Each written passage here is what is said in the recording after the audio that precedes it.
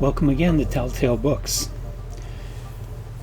Since I absolutely love starting new things that are going to last for years and years and years, I am adding to my list of authors that I want to cover their complete or nearly complete works, Arthur C. Clarke and Isaac Asimov. These are, after H.G. Wells, the first two authors that I started reading way back in 1977 when I first discovered reading and discovered science fiction. This particular video will be the start off for the Isaac Asimov series. And so I started with Asimov's very first published short story, Marooned off Vesta.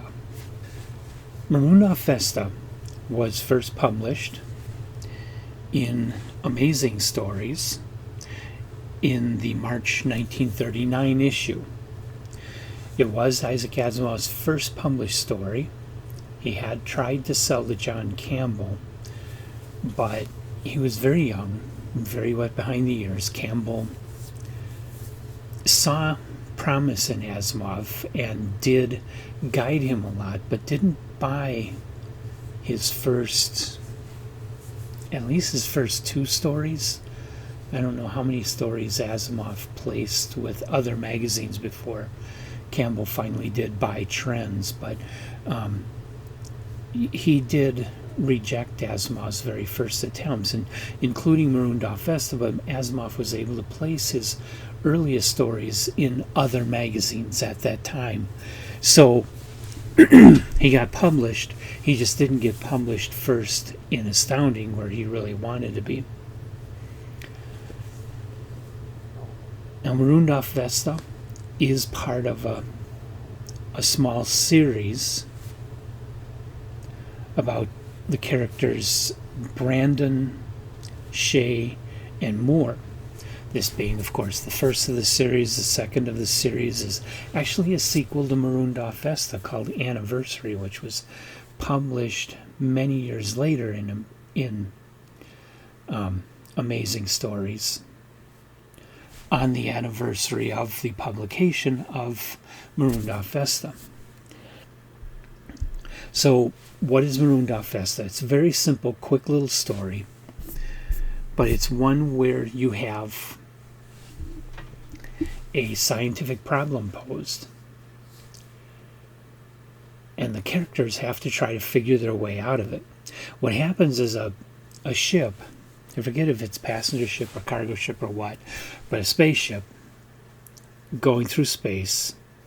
It's near the asteroid Vesta,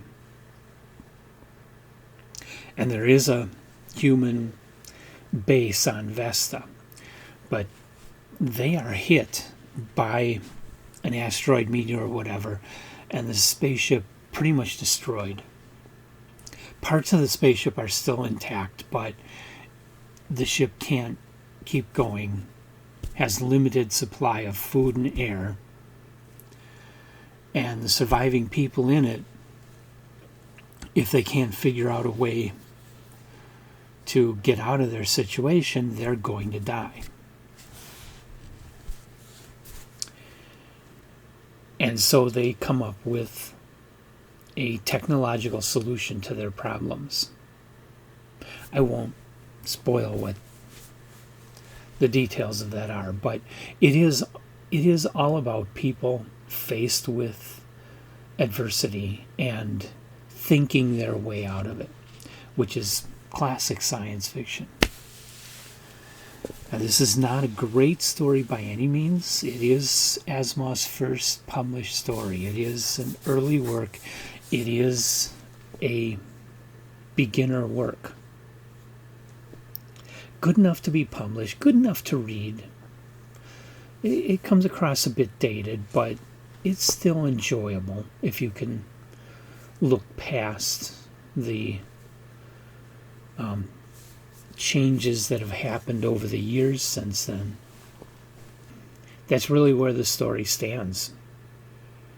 is you would like it if you like classic science fiction, if you like that old stuff, if you can read something that was published in 1939 with the understanding that science fiction in 1939 is no further advanced than science was in 1939.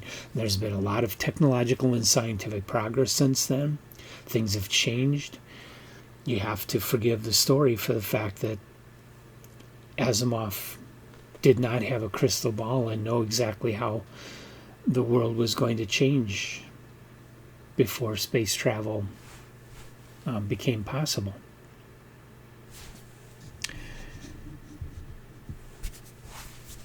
What modern readers may not be able to forgive is the fact that the characters are pretty stock standard male and not very deep. Kind of typical for Isaac Asimov. A lot of his stories don't get deeply into character because he's a lot more interested in idea. He gets deeply into the ideas. The characters are just there as actors to move around and make things happen. Well, like Alfred Hitchcock calls them, cattle that you point to where they should be and they go there. That's kind of the way characters are in an Asimov story. But otherwise, as a 1939 science fiction story published in Amazing Stories, like I say, it wasn't good enough for Astounding. It wasn't good enough for Campbell. It's a pretty good story. It's enjoyable. I've always liked it. And I still have my copy where I have that story and Nightfall and many other excellent Isaac Asimov short stories in the best of Isaac Asimov. Try to get it closer and in better light. I think that's the best I'm going to do. Bought this as a paperback way back when I first started getting into Isaac Asimov. This was not the first Asimov book I bought, but it's one of the first. So it's like 1977, 1978 that I bought this and read the story, and I have hung on to this and kept it. Aside from a little bit of writing on it, I've kept this book in amazingly great shape. I mean, it has been read a couple of times, and I am going through it again. So that's Asimov #1. I hope you are interested in that. I hope you'll check the story out. It's worth it. It's a nice little science fiction story. And it is short, so it won't take you long to breeze through it and be done. And I hope you'll come back. I've got a lot more coming up for Asimov. The next one will be The Weapon Too Dreadful to Use. It was published 2 months later in May, also in Amazing Stories. That's what I'm looking forward to rereading. I haven't read it since 1978. And I'm going to reread it so that I can do video #2 of Isaac Asimov. I hope you'll join me for that. Till then, leave comments, like it, subscribe, and maybe even join our Patreon. And I'll talk to you again. Bye.